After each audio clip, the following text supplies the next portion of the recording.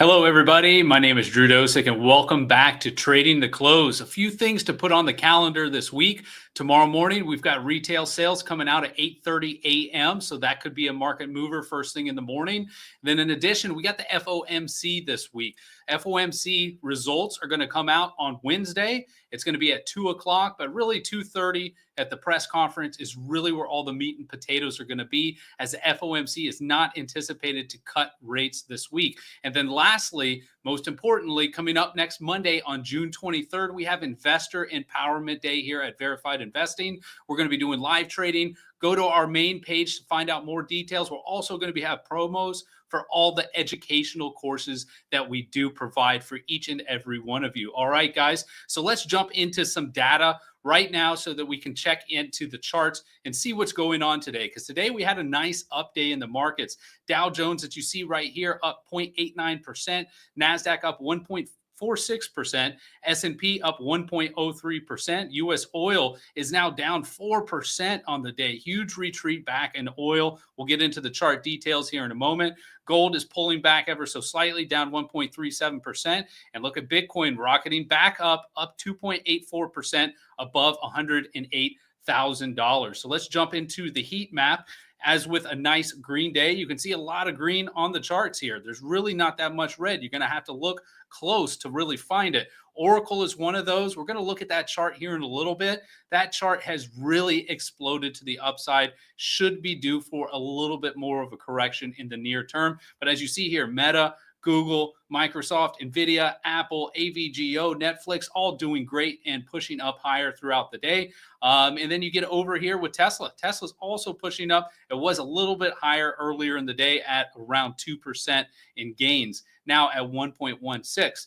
Into the S&P 500. And as you see here, we really haven't changed. Even though Friday's sell-off, there was a lot of fear in the markets with the conflict developing and ongoing still over in Iran and Israel, but it was just a little blurb here in the screen, and then we're right back up trading above this declining trend line. Notice, though, over here on the left side where we last traded above this trend line, we had 4 trading days above, and right now, that's looking like that's happening today. 4 trading days above. So do we follow that up with selling coming into tomorrow, or do we just push up a little higher? And if we push up higher, the next area of major resistance I show on the chart is at this inclining parallel channel right around 62 to 6,300 on the SPX. Into the Qs, not much new to report here. Very similar to the spiders. We have recovered quite nicely from Friday's sell-off, pushing back up into this consolidation zone that we're currently in. Next resistance, all-time highs at 540.81. Support, though, is quite a ways lower. Now, there could be bounces along the way, but support is quite a bit lower on the chart right here, 493.46. Into the SMH. And the SMH is a little bit more extended than the spiders and the Qs on the chart, but still, it's all the while doing quite fine. Back up with price consolidating in this area. Any bulls on the SMH would want to see price maintain in this range for about the next 2 to 3 trading days before a breakout higher. And if we do break higher, the semis typically lead the way. So be watching this chart. That will give us insight as to what to expect in the spiders in the Qs.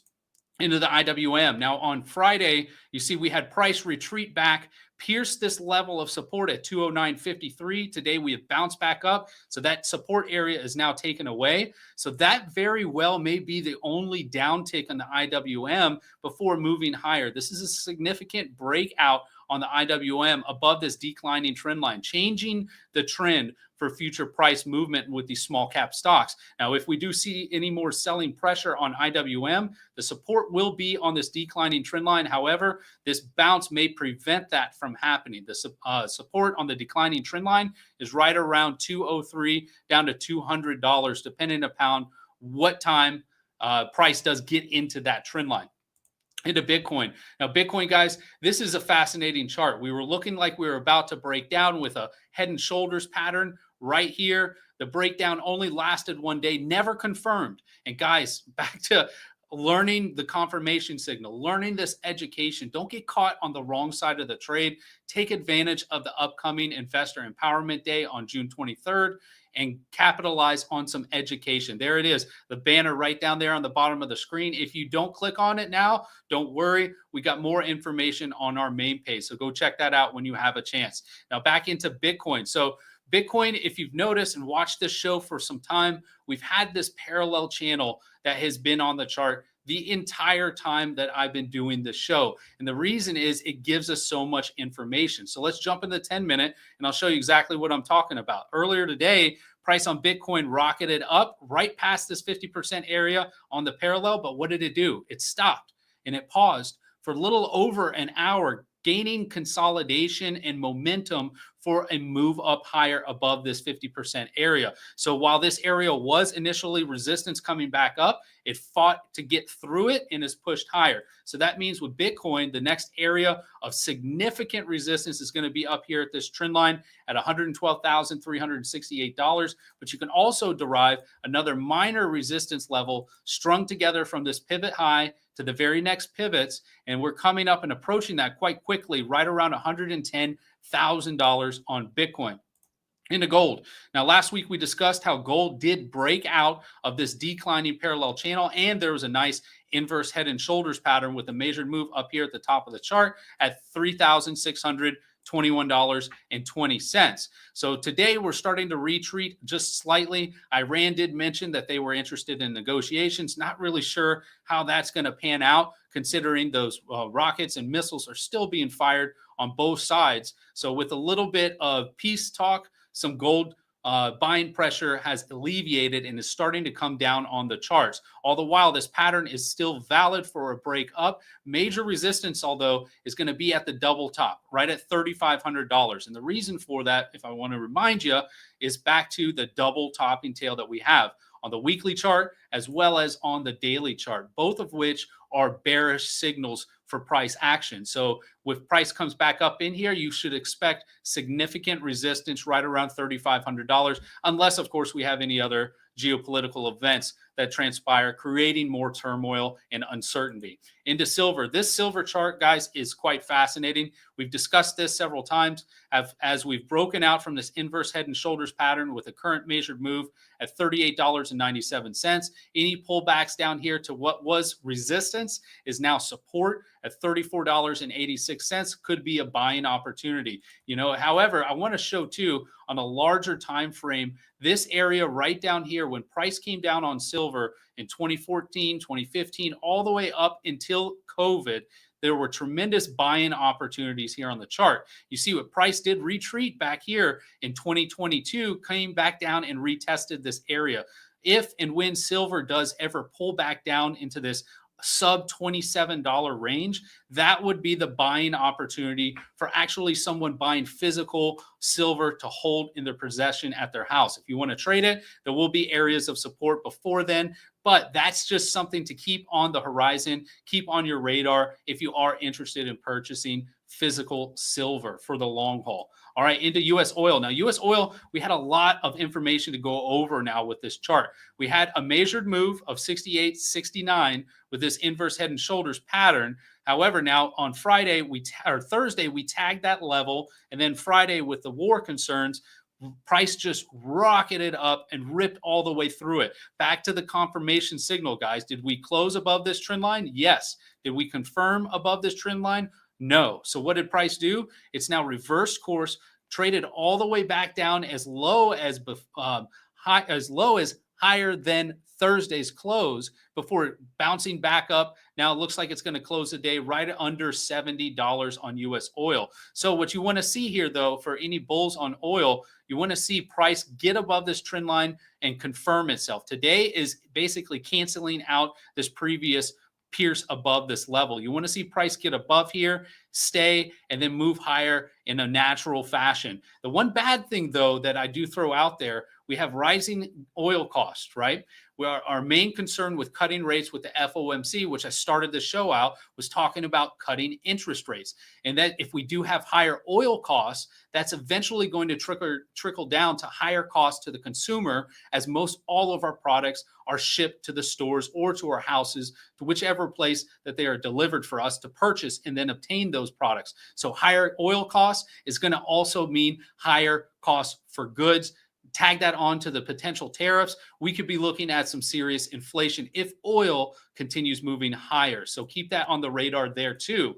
Into nat gas. Nat gas here has been bipolar, as I've described this before. We had a bull flag pattern that failed and dipped down. Now we started having bearish consolidation, all to just rip up higher today, right into this trend line. You can see that long-term trend line strung out from August 2nd of 2024 all the way through, connecting with this low pivot here on January 31st, 2025. So this trend line really is the line in the sand for natural gas moving forward over the next couple of days, and has been really for the last couple of months of trading. If we get above this trend line and close and confirm above it, next stop $4.18. Otherwise, we could be looking at a lot of chop right around this area, coming from the extensions of the trend lines from the wedge pattern that we were focused on over the last several weeks. Into the 10-year yield. The 10-year yield really didn't do too much. Just wanted to report we are not above this declining trend line. Most importantly, we want to see that 10-year yield remain a little bit lower, allowing for the money borrowing to be in a little bit easier and lowest interest rates for those payments. Into the dollar. Now, the dollar here over the last Thursday, Friday, and today is now bouncing off of support trend line down here at the bottom of the screen. If I scroll that back, you can see I got that trend line from the pivot low in July of 2023 and connected it over to the most recent pivot low here in April 21st of this year.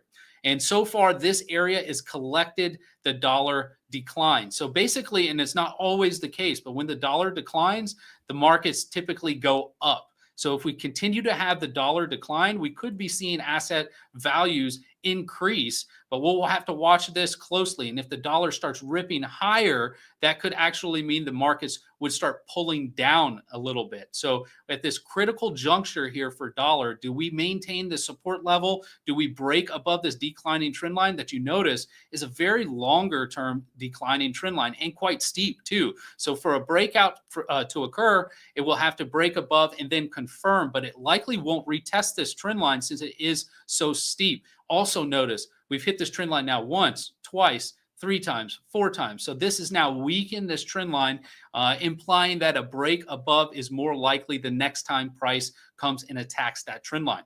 Into SYM, Symbotic Inc. This company is involved with robotics, and it had a fantastic move today. You notice price, when it did break down underneath this trend, it's been fighting to get back up above this trend line, and finally today it did so. So first step accomplished. Second step would be to confirm above this trend line right here. But the bad story for Symbotic, it's got resistance not far away at this declining trend line at $33.35. So what you want to see, though, is a close above today's high in the following days. Then you'll likely start having some pullback into this inclining trend line right around 31.85. If it does pierce that level, 28.65 is the next area of support for a bounce up to break through this declining trend line and reach a target there at $37.41. Robotics are going to be a big mover in the future. We don't have that many robotics for consumers and retail investors, or actually retail consumers, to enjoy yet, but they will be a big game changer moving forward. It's all about which one, whether it's Tesla's, Symbotic, or a combination of these companies work out. But for a longer run, this could be a nice long-term play with this breakout move. Into AMD. Now, what a big move on this stock today. Look at the volume. Now, compare that over on the bottom of the chart. You can see we had a couple higher days here, and this one almost equated to it. However, this one is surpassing the volume and also breaking up above this longer-term horizontal trend line. Now, since this horizontal trend line has been drawn, we've come up, tried to get above it, failed, came up, got above it, then got rejected before confirming, and then now we're attempting to get above again today. Now, one big thing about AMD, there's a lot of analysts that are upgrading their price targets for it around $140. AMD also showcased over the past week AI hardware that is as a realistic alternative to NVIDIA chips. Now, we've been saying this for quite a while. NVIDIA basically has the dominance in the AI sector over the most breakthrough AI chips and the most high-tech and most advanced chips. when that goes away, because it eventually will, there's going to be a lot of other companies, and many already are producing several other AI chips. That's going to cut into the margin of NVIDIA, and it's also going to allow investors to start capitalizing on moves, much like on this stock, on AMD. Now, if AMD continues up, and if they truly do start producing chips that can equate out to NVIDIA's Blackwell, the newer AI chips, we're going to be seeing AMD move much higher on the charts. And the reason I say that, look over here to the left. We've had a previous high up above $200. We're currently trading over 40% lower on this chart. And you compare that to NVIDIA, NVIDIA is much higher on its chart. So AMD has a lot of room to run should they establish themselves. First steps, though, again, confirmed today with the breakout above this horizontal trend line. Then secondly, we've got this inclining trend line here that we need to get above. We can do both with one trading day tomorrow. We can close above yesterday's or today's candle, as well as close above this trend line tomorrow. So we'll see if price action does that. If so, first resistance 132.74, but it could be a quick pop up to 153.17. Into Roku. Roku also had some news today. They have an Amazon partnership with their ads demand side platform, their DSP, where media buyers go to purchase advertisement. So this is creating a whole nother outlet, and one with Amazon backing too can be a tremendous boost to the stock. So we noticed that price action closed on Friday down here in the low $74 range, and then today now is closing up at $82. But notice it's catching resistance on the short-term daily trend line right here on the charts. This still could be moving much higher on the charts for Roku, because again, this is opening up another huge channel for revenue for this company. The next major resistance I have for Roku is $93.72. It's kind of through a hidden trend line right through here, connecting pivot lows and connecting support right here. And it also tags the high end of the channel right on March 26th of this year. So then you can extend that trend line out, and you come to a point right here at $93.72, which will be ample resistance on the chart of Roku. With all this news of Amazon and partnerships with Amazon, I have to view the Amazon chart to see really what's going on over here. And really, Amazon had a nice day, up 1.89%, but it's really just been chopping in this fashion right here. The next resistance for Amazon is not that far away at this inclining trend line, roughly about $221. But the support area, since it's now established itself above this large time frame parallel channel, is at 204.17. Any pullback into this area would be a buying opportunity to then attack this inclining trend line. Last up, we've got Oracle. Oracle, as you see here on the chart, fantastic explosion move up higher. Usually these moves don't last that long, just because folks that are already involved in this stock decide to go ahead and start taking profits. All right. So, but there's a couple more reasons why this move likely isn't going to continue moving higher every single day moving on out. And I'll scroll back out. You can see this trend line that's on the charts. It originates from the pivot high in December of 2021 and connected over to the next major pivot high that occurred on November of 2024, and just string that trend line out. And you can notice that's where price is having a problem with Oracle to get through. Now, if you also notice, I've got this beautiful inclining parallel channel from pivot to then pivot right here. You notice here, price actually even hesitated here before busting up through into the parallel channel. That means eventually price likely with Oracle is going to come back down and test the bottom end of this parallel channel. Now that's a steep fall. We're talking $211 down to 180 and change. We'll be looking at roughly about 12% dip before Oracle likely will continue going higher. All really depends on price action around this yellow trend line. Will we get a pullback? The most immediate area of support, should price not fall to the lower half of this parallel, is going to be right here in the 50% area of this parallel channel, currently right around 205. So that could be a first nibbling entry point for a long, but then down here at the bottom end of the parallel would be the ideal entry place should you want to get a piece of Oracle. All right, guys, that wraps up trading the close. So excited to be back here in the office. Thank you guys so much for tuning in. I'll have some more videos, information for you tomorrow. Until then, you guys have a great rest of the day. Take care.